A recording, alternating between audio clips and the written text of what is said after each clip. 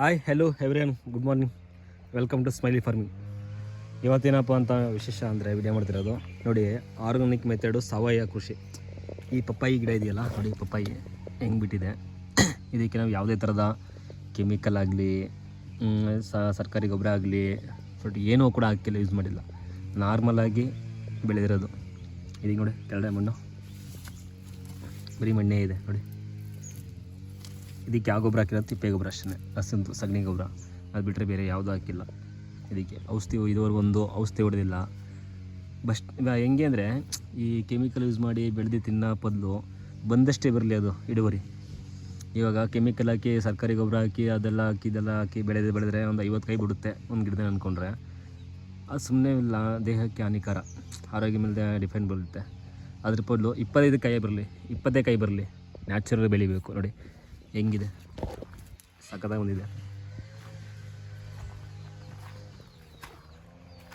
Demand ಕೂಡ ಇರುತ್ತೆ organic ಇದಕ್ಕೆ. ಇದು ನೋಡಿ ಇಲ್ಲಿ ಆಲ್ರೆಡಿ ಎಣ್ಣೆ ಆಗ್ತಿದೆ ಇದು ಕಾಯಿ ನೋಡಿ.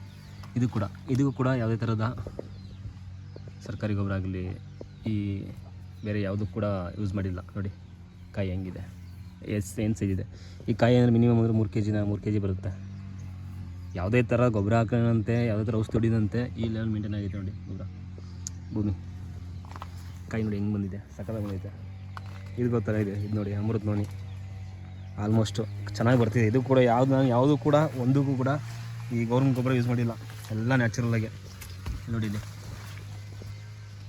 ಹೇಗಿದೆ, ಎಲ್ಲ ಫ್ರೆಶ್ಶಾಗಿ ಮನೆಗೆ ತಿನ್ನೋಣ, ಯಾವುದೇ ಕೆಮಿಕಲ್ ಯೂಸ್ ಮಾಡದೇ ಇರೋದು, ಯಾವುದೇ ಥರದ್ದು ಇಲ್ಲಿರೋದು. ಇವತ್ತಿನ ದಿನ ಎಲ್ಲೇ ತೊಗೊಂಡ್ರು ಕೂಡ ಅದಕ್ಕೆ ಔಷಧಿ ಹಾಕಿರ್ತಾರೆ, ಕೆಮಿಕಲ್ ಯೂಸ್ ಮಾಡಿರ್ತಾರೆ. ನೋಡಿ ಫ್ಲವರಿಂಗ್ ಆಗ್ತಿದೆ, ಇದೆಲ್ಲ ಹೆಂಗಿದೆ ಫ್ಲವರಿಂಗ್ ಆಗ್ತಿದೆ. ಇದು ನೋಡಿ, ಇದಕ್ಕೂ ಅಷ್ಟೇ ಯಾವುದೇ ಥರದ ನಾವು ಯೂಸ್ ಮಾಡಿಲ್ಲ. ಯಾವ ಥರ ಇದೆ ನೋಡಿ, ಯಾವ ಥರ ಫಲಾಕ್ಸ್ ಐತೆ ಅಲ್ವಾ. ನ್ಯಾಚುರಲ್ ಬೆಳೆದ್ರೆ ನಾವು ಇಳುವರಿಗೋಸ್ಕರ, ಈ ದುಡ್ಡಿನ ಆಸೆಗೋಸ್ಕರ ಏನು ಮಾಡಿದ್ದೀವಿ, ನ್ಯಾಚುರಲಿಟಿನ ಬಿಟ್ಬಿಟ್ಟಿದ್ದೀವಿ. ಸಾವಯವ ಕೃಷಿನ ಈ ಆರೋಗ್ಯ ಮೇಲೆ ತುಂಬ ಎಫೆಕ್ಟ್ ಆಗ್ತೈತೆ.